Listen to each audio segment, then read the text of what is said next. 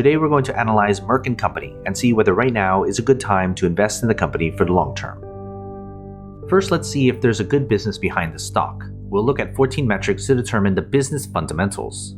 The first set of metrics deal with the company's financial health, with its projected earnings growth for the next 5 years, its profit margins, its effectiveness, which looks at the company's returns on equity, assets, and invested capital, and then the employee value, which looks how much value the average employee adds to the business.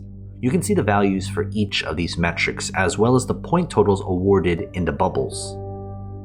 The next set of metrics looks at the investment opportunity afforded to shareholders. Here we get the dividend yield, its payout ratio, which is how much of the company's earnings are going out to pay shareholders, and the cash and cash equivalent the company has in order to pay dividends, reinvest, and off the debts it has on its books.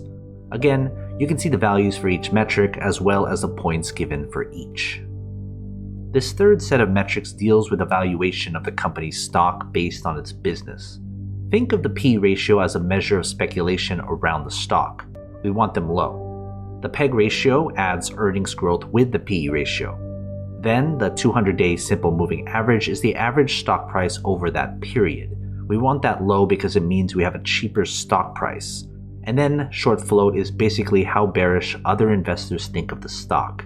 For these 4 metrics, we want the values to be as low as possible.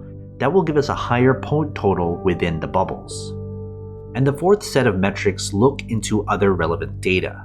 First is the stock's performance over a set period of time. Usually it's 10 years, but if the stock doesn't go that far back, we go with the earliest data up to 10 years. The quick ratio is basically how easy it is for the business to pay off its short-term obligations. We want that high so that it's easy to get rid of those debts. And then Wall Street is the average consensus rating Wall Street analysts give the stock, from a strong buy of 1 to a strong sell of 5. Again, the better values get a higher point total. Adding everything together, we divide the points awarded by the maximum points possible, which is 70. That gives us the business grade for the company. We want the business grade to be above 50, meaning it has a better than average business. But of course, we can't forget about the fair price and whether it's the right time to buy the stock. I use a discounted cash flow model taking into account a 10% margin of safety. That translates into the company's fair price and how many percentage points above or below its current price the stock is. When we compare those numbers with the table below, we can see where the company's stock lies in its intrinsic value spectrum right now.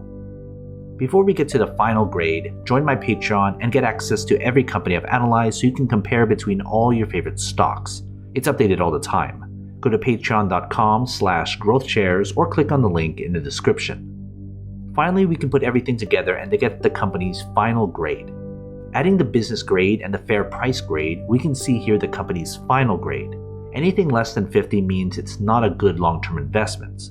A final grade above 50 means it would make a good long-term investment if you bought the stock right now.